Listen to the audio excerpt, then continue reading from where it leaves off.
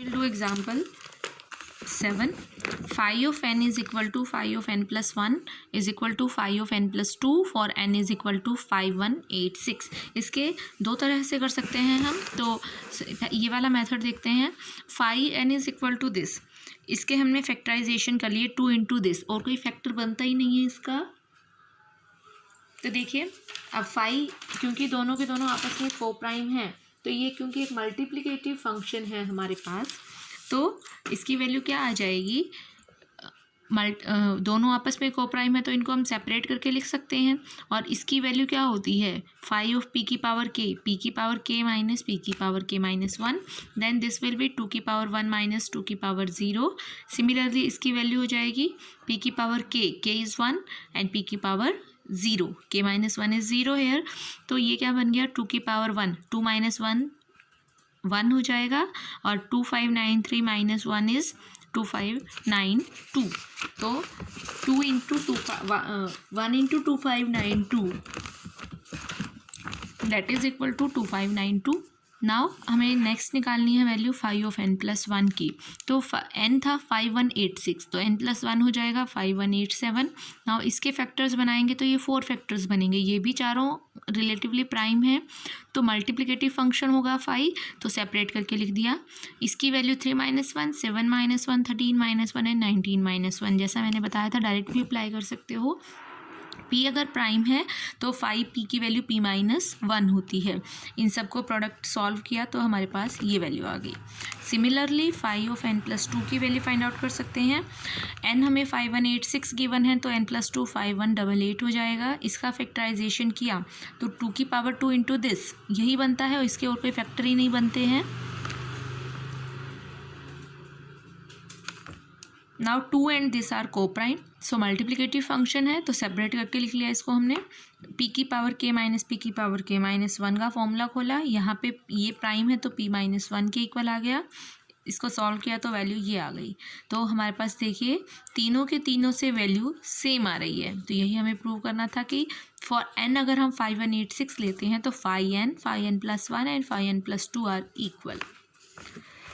Now prove that phi n is equal to phi n plus 2 is satisfied by n is equal to 2 into 2p minus 1 whenever p and 2p minus 1 are both odd prime.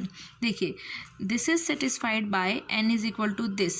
अगर हमें prove करना है कि ये दोनों equal होंगी अगर n की वैल्यू हम ये लेते हैं वेयर p और 2p minus 1 दोनों के दोनों odd prime numbers हैं.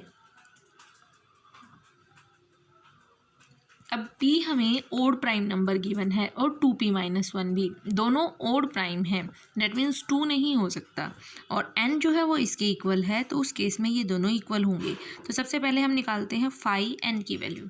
फाई n किसके इक्वल है 2 इंटू 2p माइनस 1. यहाँ वैल्यू पुट कर दी. अब हमने अभी क्या किया कि 2p माइनस 1 हमें गिवन है odd prime. Odd prime even prime कौन सा होता है 2.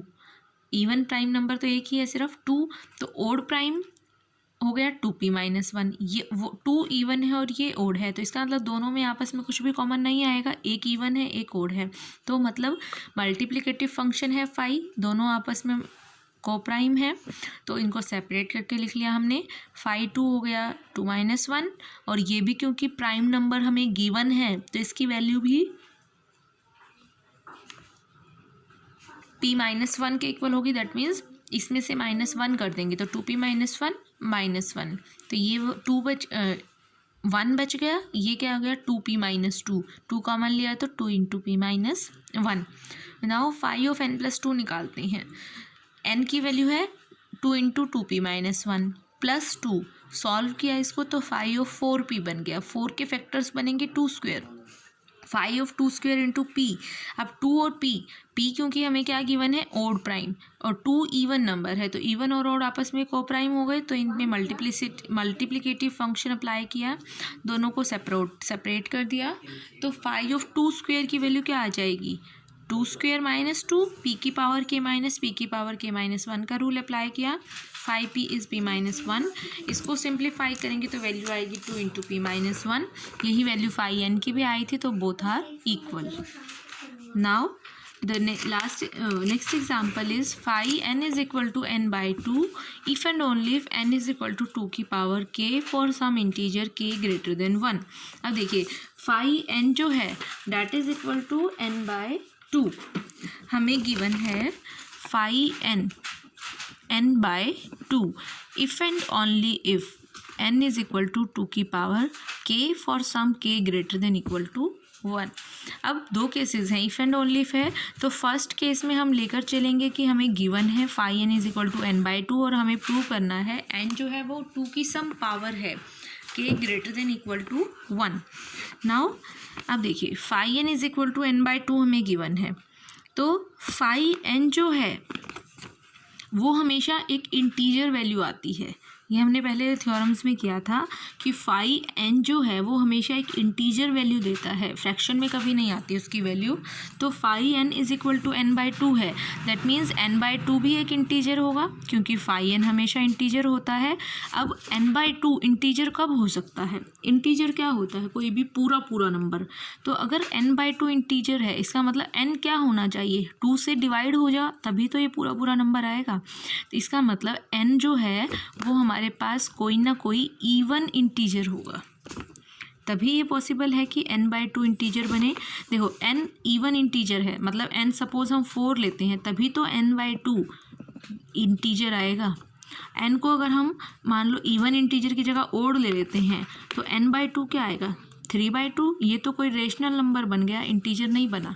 सो अगर n बाई 2 इंटीजर है तो n must be even integer. अब देखिए n इवन इंटीजर है, अब हमें प्रूव करना है कि n जो है ना वो 2 की पावर k है.